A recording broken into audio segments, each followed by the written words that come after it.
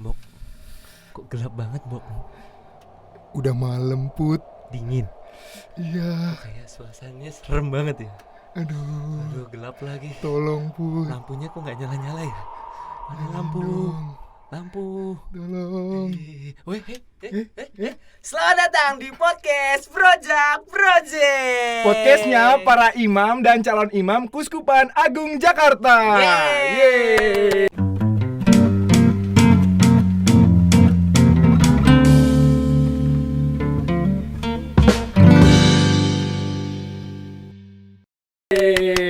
Saya Frater Putra. Saya Frater Lambok. Ya, kita berjumpa lagi di Project. Oke. Yes. Wih, ada gelas baru nih. Baru nih.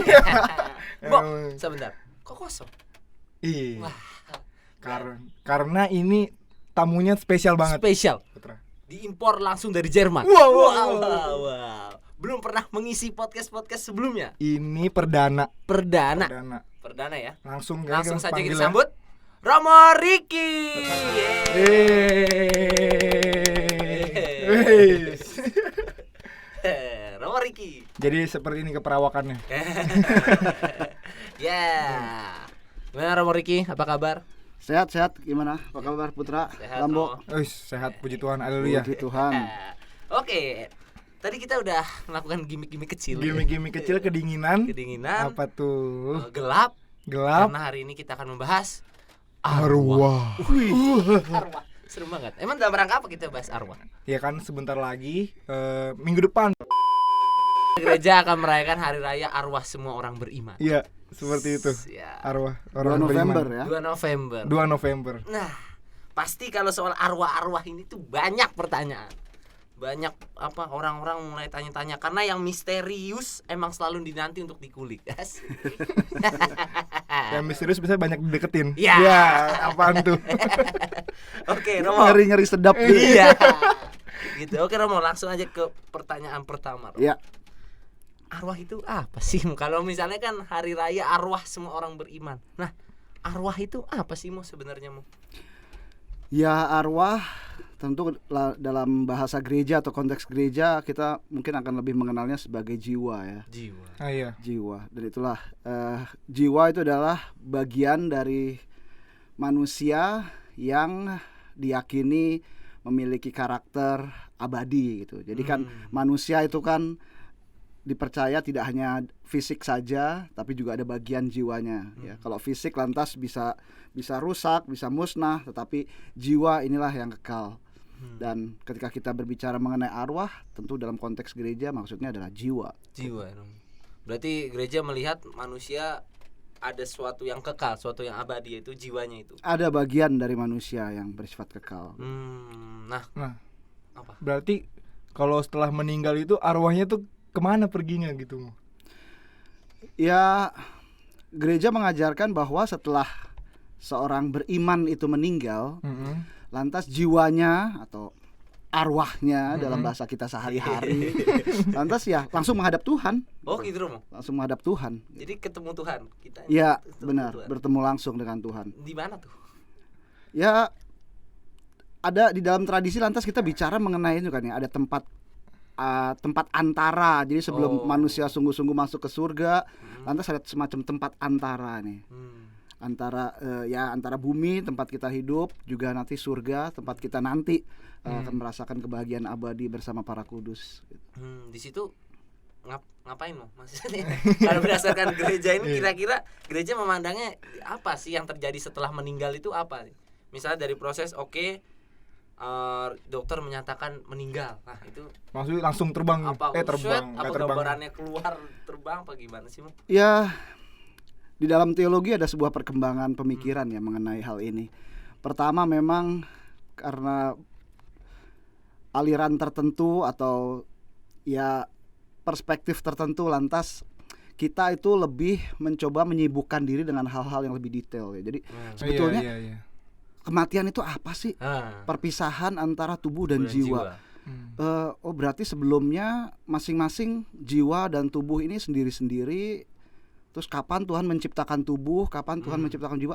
Jadi pertanyaan-pertanyaan seperti ini ya memang sangat detail, tetapi lantas jawaban-jawabannya menjadi sangat spekulatif gitu loh.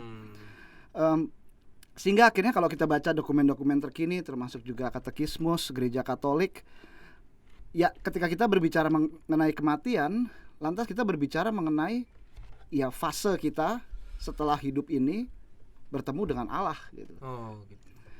Apa yang kita lakukan di tempat perantara, di tempat antara itu ya. Antara. Ya Menarik. ada yang mengatakan ya sama seperti kita ketika kita terbiasa dengan gelap tadi ya, tadi gelap tiba-tiba terang, mata itu kan pasti akan menyesuaikan diri juga ya. Oh. Bahkan juga dalam area tertentu mungkin retina kita akan menyesuaikan diri juga gitu kan. Betul. Jadi sama aja ketika kita hidup di dunia ini ya kita pasti banyak dosa lah ya. Ya kita semua lah. Nggak Betul cuma banget Anda. Mo. Kalau itu Ya saya juga. gitu. Saya ikutan. saya pro. Nah, ketika kita meninggal dan kita berjumpa dengan Tuhan, itu pasti dalam area tertentu kita mencoba bertransformasi gitu pelan-pelan ya. Dari yang tadinya mungkin tidak sanggup melihat wajah Allah yang begitu ya mulia, begitu megah, perlahan-lahan ya ada perubahan di dalam diri kita sehingga pada akhirnya nanti kita sungguh-sungguh bisa melihat, dalam bahasanya Paulus kan wajah ketemu wajah ya. Gitu. Jadi nggak sabar. Wah, jangan. Yakin. Wah, menarik sekali ya bahwa gereja memiliki pandangan yang seperti ini ya. Ini menjadi salah satu ciri khas gereja gitu loh Mo ya. Ya sebetulnya tidak hanya menjadi ciri khas gereja, artinya tradisi-tradisi lain yang non Kristiani, non gerejawi pun punya paham-paham mengenai ya kematian, terus juga jiwa atau arwah yang lantas terlepas dari tubuh dan menuju ke tempatnya masing-masing. Itu di dalam kultur-kultur tertentu itu sudah ada sih. Bahkan jauh sebelum Kristiani atau agama Kristen ada, paham-paham seperti itu sudah ada juga. Jadi gitu, Mbok.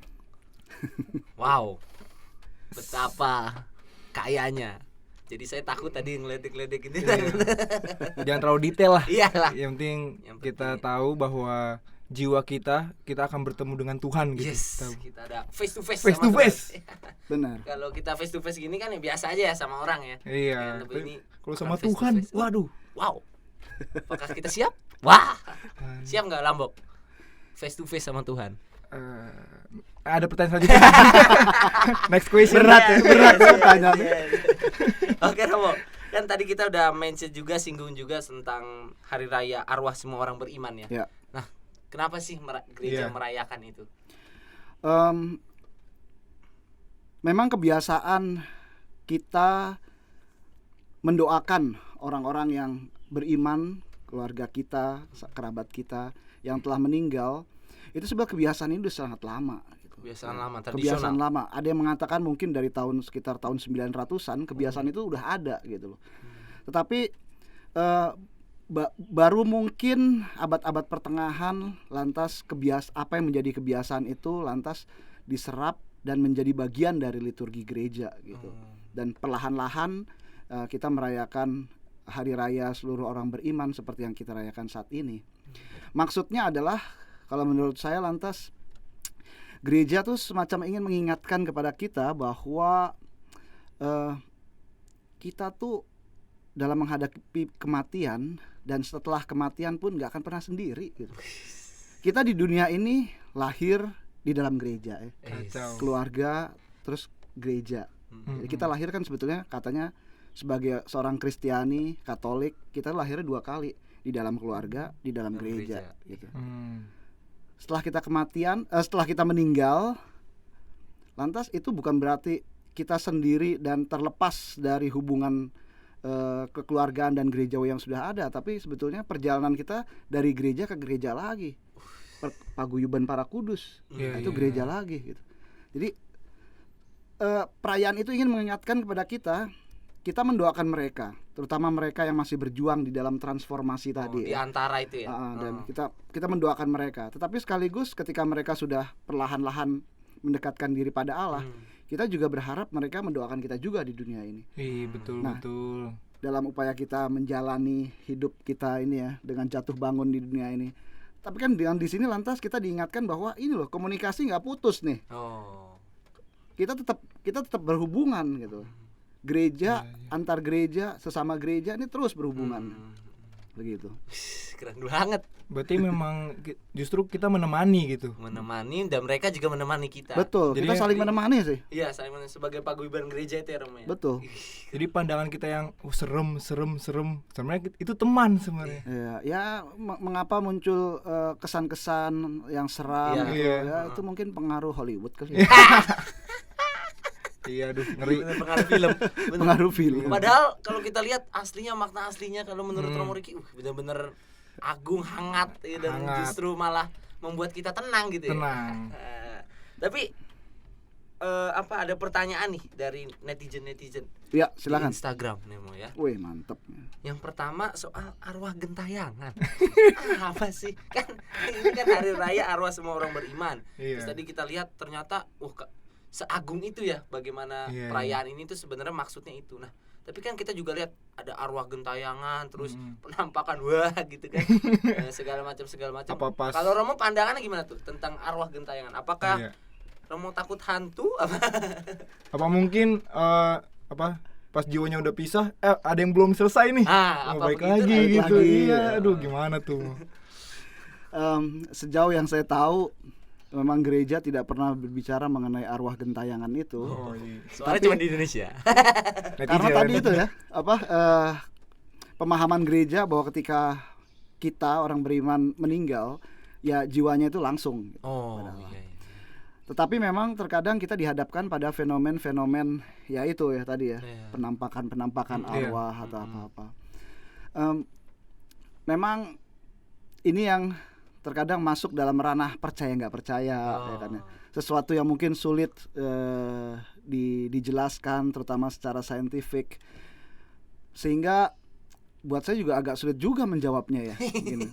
Soalnya kalau memang ada orang atau beberapa orang atau sekelompok orang yang memang punya pengalaman akan itu, ya kan. Tetapi mungkin yang mengalami hal itu hanya segelintir orang gitu loh. Tidak semua orang Iya, pernah betul. mengalami itu ya.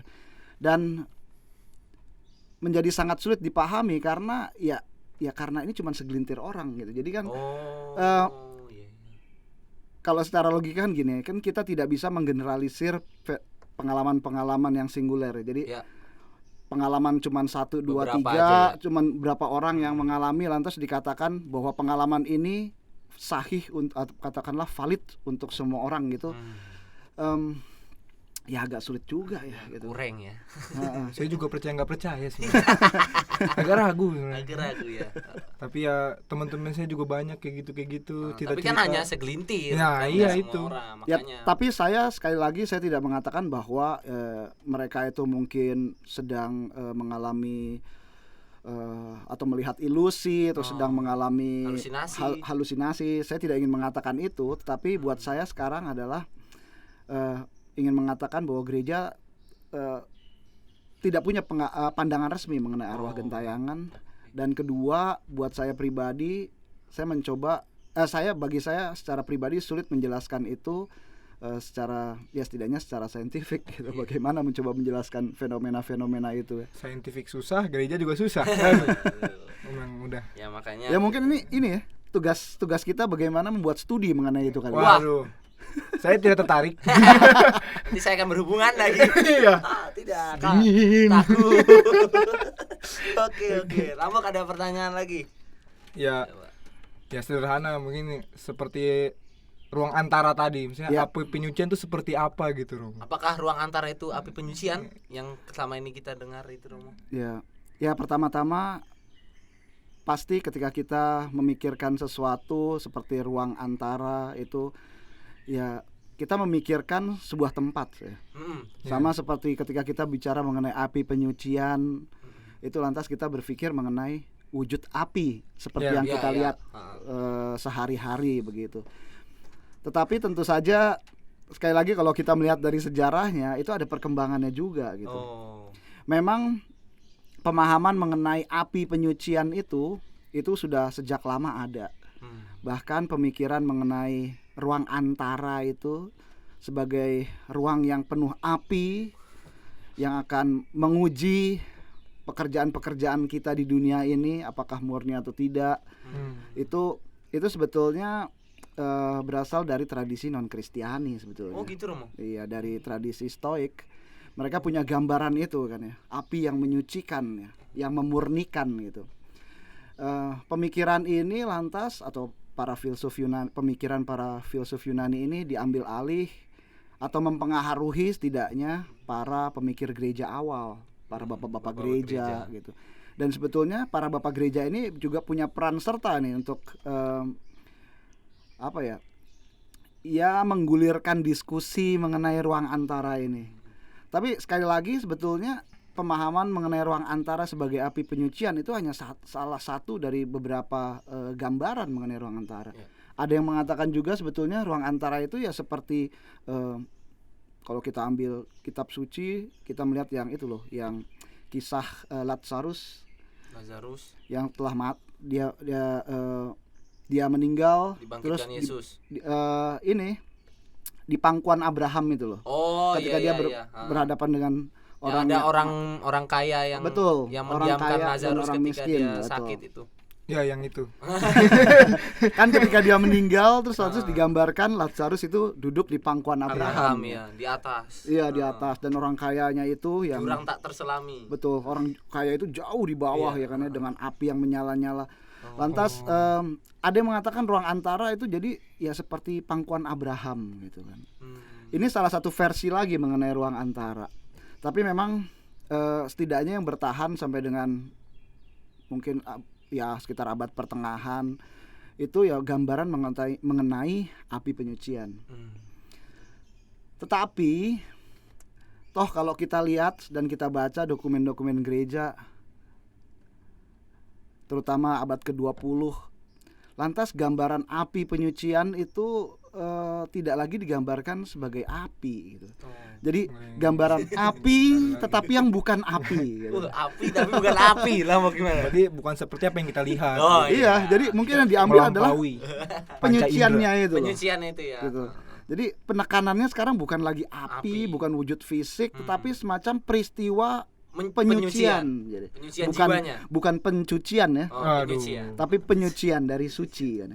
Nah, jadi peristiwa yang menyucikan, peristiwa penyucian itulah yang dipahami dengan kata api penyucian, atau juga muncul kata-kata yang baru abad pertengahan muncul itu ya purgatori itu. Iya. Begitu. Jadi api lebih ketimbang memandang itu sebagai api yang selama ini kita kenal, itu lebih kepada lambang penyucian ya. Lambang penyucian. Peristiwa penyucian. Sehingga jiwanya tadi itu layak untuk berhadapan dengan Allah. Face to face. Saya kira ruang antara tuh kayak ruang penghakiman gitu. Tak, masuk. Ya memang itu pernah ya. Itu gitu. pernah digambarkan seperti itu. Tetapi lantas gambaran seperti itu terutama untuk para teolog menjadi sesuatu yang problematis. Karena bayangkan saja ya. Manusia manusia berdosa ya. Ya bayangkan Lambok. Kita berdosa berapa tahun sih? Sampai kita meninggal gitu kan. Berat lah pokoknya. Berat. Tapi terus lantas dihukum sedemikian rupa. Ada yang mungkin dihukum kekal, ada yang mungkin dihukum saya nggak tahu berapa ya. Terus saya pribadi saya juga sulit membayangkan tempat antara seperti sebuah kamar hukuman gitu. Terus Allah seakan-akan menunggu dari jauh gitu ngeliatin. Dia jadi hakim gitu ya. Dia kayaknya melihat orang-orang yang disiksa begitu, yang dimurnikan, yang jerit-jerit minta tolong gitu. Begitu waktunya selesai, oke sip, selesai, masuk. Nah gitu. Masa tega banget ya. Itu saya nggak bisa membayangkan Tuhan seperti itu ya. Itu kayak mohon maaf mungkin kata-katanya kurang tepat sih. Iya. Ya, seperti Allah yang nggak boleh disebut ya. Apa? Nggak boleh disebut kan? Seperti Allah yang apa ya? Masokis. Oh boleh. Yang senang melihat itu masokis itu kan orang-orang yang senang atau mendapatkan kepuasan ketika melihat orang menderita. Orang menderita gitu kan. Gambaran tempat antara seperti tempat hukuman itu, lantas gambaran Allahnya itu buat saya agak sulit dipahami gitu. Iya benar, kayak nggak mungkin Allah sampai setega itu ya Romo. Iya. Ya Mbok, bayangkan berdosa berapa tahun dihukum, pasti Allah tuh nggak tega Mbok. Abis ini boleh pengakuan dosa. Ya. Dianjurkan. Oke, kita nampaknya sudah mendapatkan gambaran cukup Iya. terang nih ya, tentang arwah, tentang api penyucian, tentang apalagi tadi Mbok, Tentang ruang antara. ruang antara, Ya itu iya, tadi. penyucian, Iya, maaf. segala macam itu. Nah, pertanyaan ya refleksi lah Romo, ini terakhir dan juga pesan-pesan kepada teman-teman semuanya. Kira-kira sebenarnya dari yang pengetahuan iman kita kan ini, lalu ada pandangan-pandangan gereja tentang ini, nah apa sih yang bisa kita perbuat, apa sih yang bisa kita lakukan? Kira-kira pandangan iman ini tuh untuk kita ini sekarang apa yang harus kita perbuat gitu. Apa yang harus kita perbuat? Apa yang menjadi pelajaran buat kita? Ya buat saya lantas ya lestarikanlah ini hari raya seluruh arwah seluruh orang, semua orang beriman ya. Karena sekali lagi buat saya di situ wujud nyata kita sebagai seorang beriman yang tidak pernah meninggalkan saudari-saudara kita gitu loh. Bahwa hubungan kita sekali lagi dengan kematian itu tidak berakhir, tapi terus berlanjut dengan doa-doa kita. Dan kita percaya mereka pun di sana yang tadi itu ya, yang perlahan-lahan bertransformasi untuk bisa melihat wajah Allah face to face begitu. Mereka pun akan mendoakan kita. Sehingga buat saya menjadi seorang beriman jangan pernah merasa sendirian. Iya. Jangan pernah merasa sendirian. Itu. Kita punya keluarga. Penting tuh. Keluarga yang hidup, yang masih hidup, maupun keluarga yang sudah di atas sana. Atau yang sudah bersama dengan Allah gitu. Itu sih buat saya yang penting. Keren banget Lambo. Sungguh menginspirasi. Yes, jadi kita nggak pernah sendirian. Nggak pernah sendirian. Kita selalu ditemani, ya kan. Tapi ditemani bukan arti serem ya. Iya, Kenapa? bukan. Tapi arti yang hangat, arti orang-orang yang telah berjumpa dengan Allah. Kenapa? Bukan ketindihan, Oh, bukan. Bukan. Tapi Bukan. ya yang membuat kita tenang lah Iya. sebenarnya gitu ya. Bukan. Oke. Nambah ada apa? Refleksi mungkin. Sudah bagus ya tadi. Romo Riki sudah oke. Kita Oke. Begitu. mantap. Thank you. Oke Romo Riki, terima kasih Oke, banyak. terima kasih Putra, kasih terima atas- kasih Lambo. Terima kasih Putra. Terima kasih Lambo. Pokoknya tetap semangat Tetap semangat. dan kita selalu bersaudara satu sama lain dan Ya. tidak pernah sendirian. Yes. Saling oke. mendoakan kita ya Mo ya. Saling mendoakan. Saling Betul. mendoakan. Oke teman-teman sahabat seperjalanan, demikian podcast kita pada hari ini, edisi spesial arwah. Arwah. Iya, edisi Seluruh spesial orang arwah. beriman. Iya, oke.